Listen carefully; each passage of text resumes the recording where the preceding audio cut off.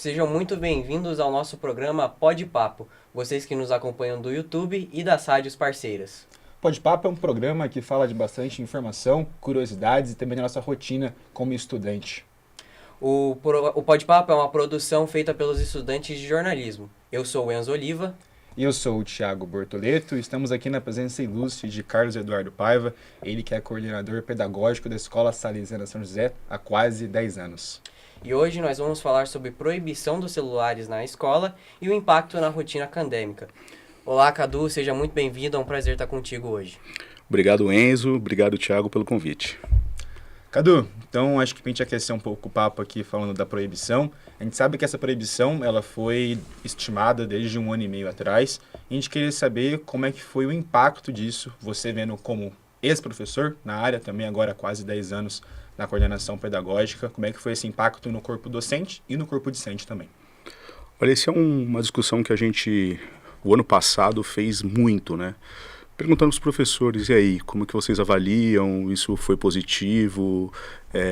Atrapalhou? Porque os professores também desenvolviam algumas atividades que precisava do uso do celular, né? Então, atividade em plataforma, algumas propostas gamificadas, então tudo isso fazia parte já da rotina escolar. Mas sem sombra de dúvidas, o saldo positivo, né? Todos os professores apontam que foi uma melhora significativa não ter, né, o equipamento com livre acesso. A gente tem lá, né, aquela malandragem ou outra, né, aquele aluno que tenta burlar, mas a mudança foi significativa. E como é que foi no início da proibição?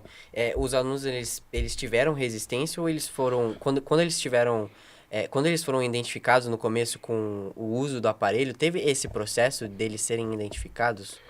Enzo, o processo foi extremamente complicado. Por quê? Porque a legislação ela entrou em vigor em janeiro, né, no início de janeiro.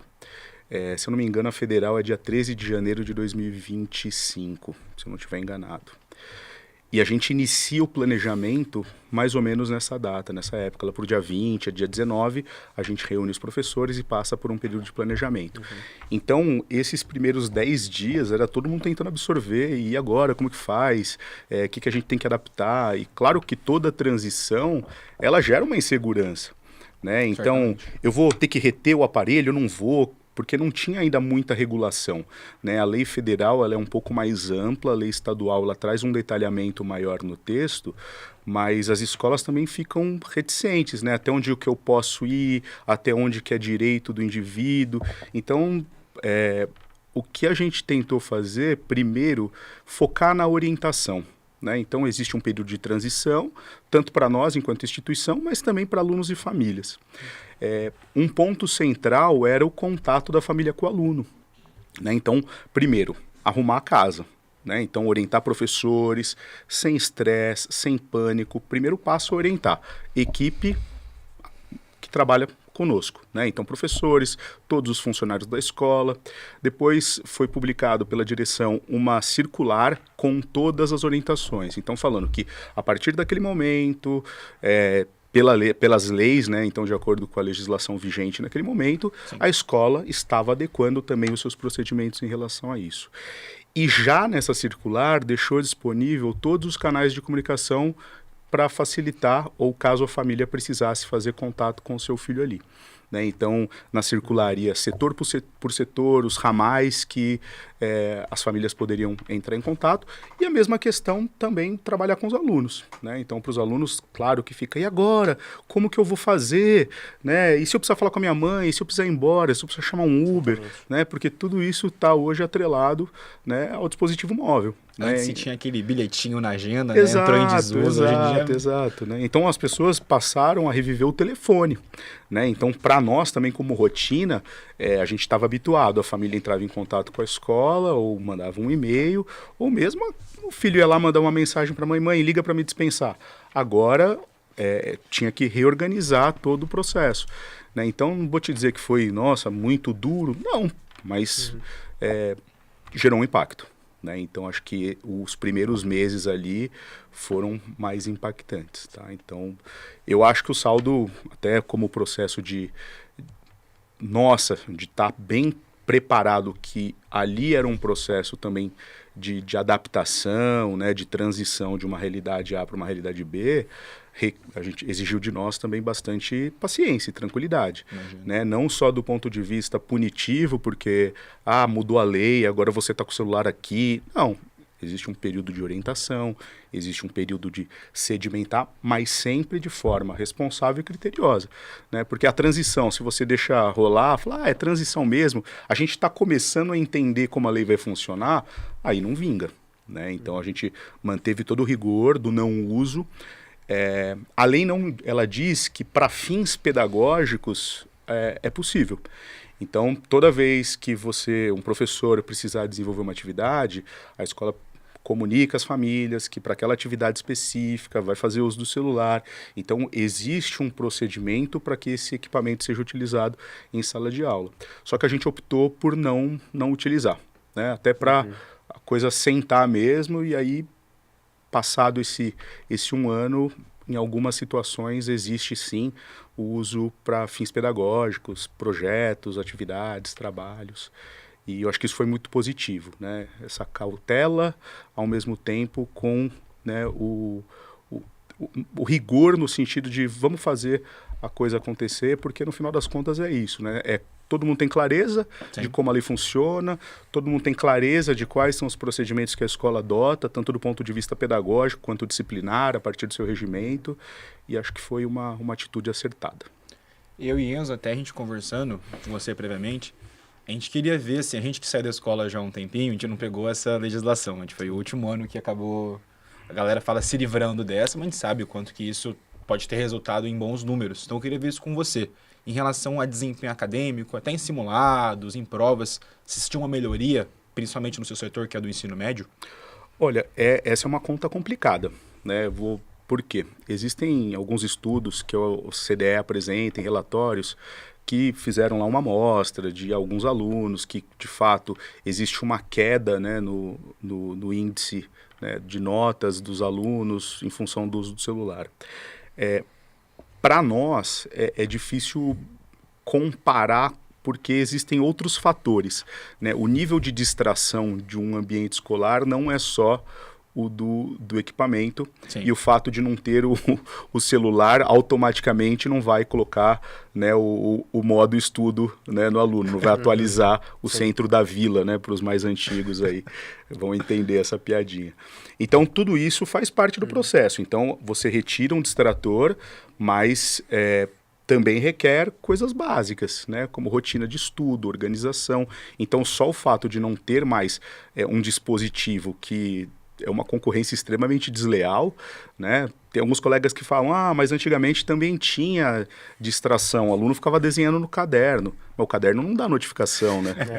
O caderno não chega mensagem, ele não abre um joguinho. Jogo da Copa, né? Exatamente. Então, assim, o caderno, coitado, fazer essa comparação, existem sim outros elementos de distração, mas aquilo tem um potencial absurdo, né? Mesmo de leitura, você está lendo, é um feed infinito de tentações ali, né? E o professor tentando, né, solidificar um conteúdo, né? Então, acho que os estudos indicam, sim, que há melhorias, mas te dizer agora de pronto que o ambiente é outro, né? Isso eu posso dizer.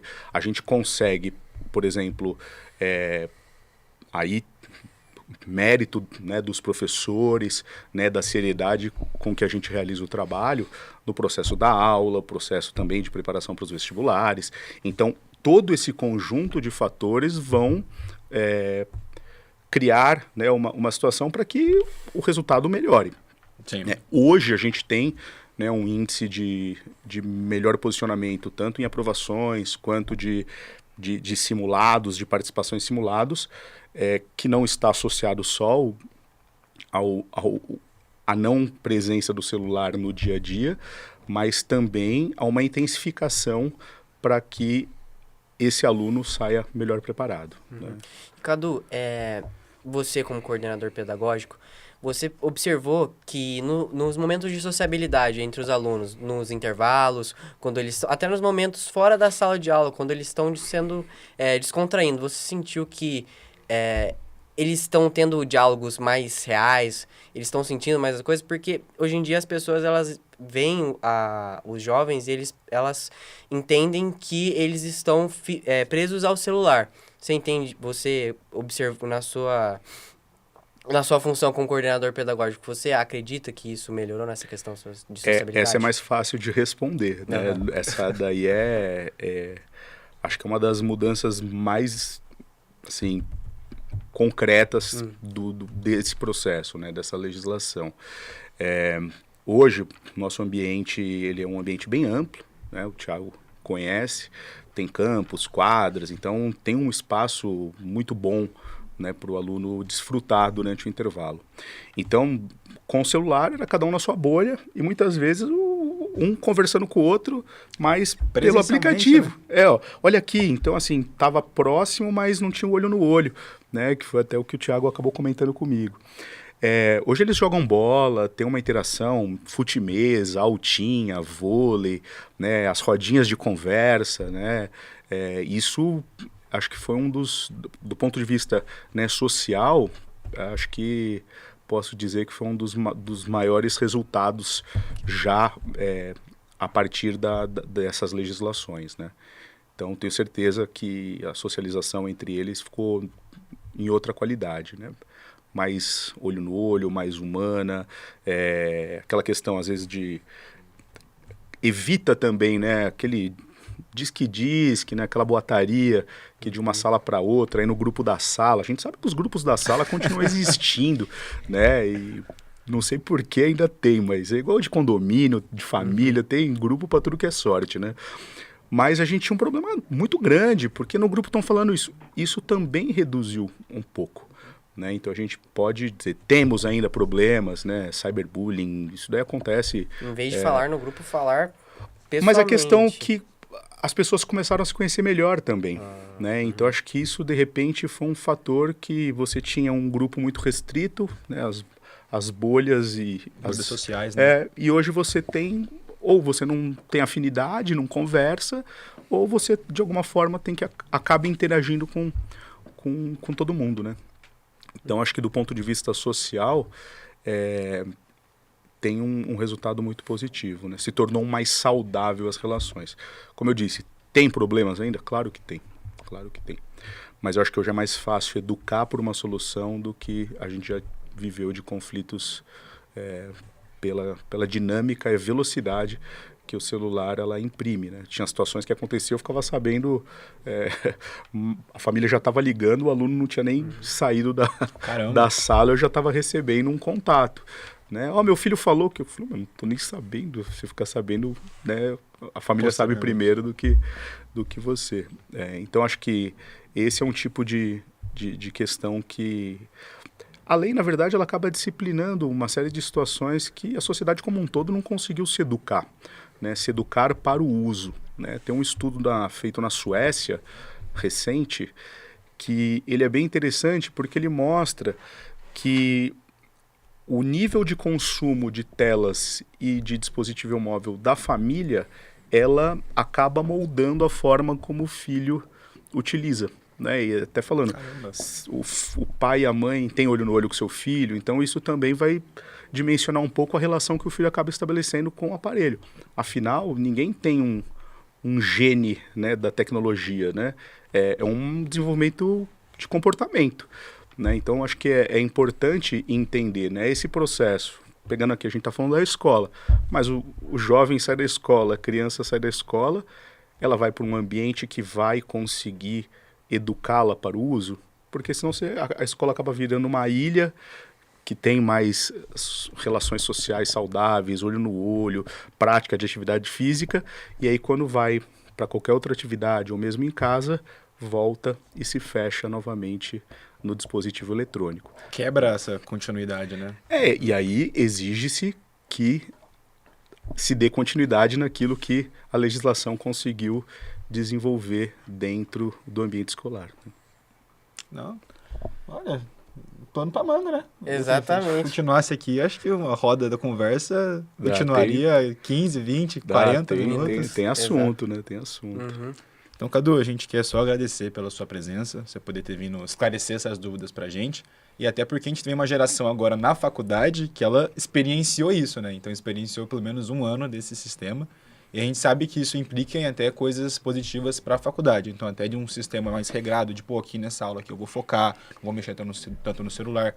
Posso até ter um equipamento eletrônico aqui, um computador que me ajude a digitar, me ajude a pesquisar, mas nesses 50, 1h40 que eu tenho aqui, eu vou dar uma focada que nem eu fazia na época da escola. Então, acho que é bastante positivo nesse recorde que a gente tem. Pouco ainda, né? Mas que pode refletir bastante em mudanças. Imagina, completar um período de 4 anos, aí você tem uma geração inteira na faculdade que não experienciou isso na escola ainda. Acho que tende a ser positivo.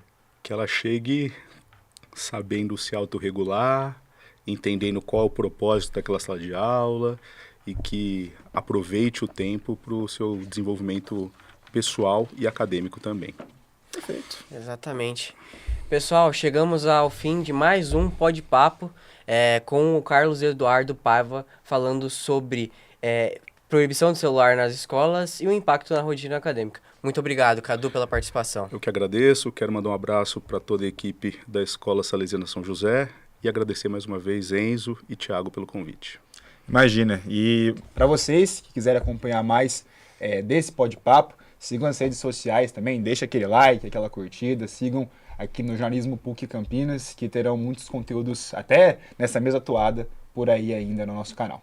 Nós voltamos com mais um Pode Papo e até lá. Até a próxima. Tchau, tchau. Tchau, tchau.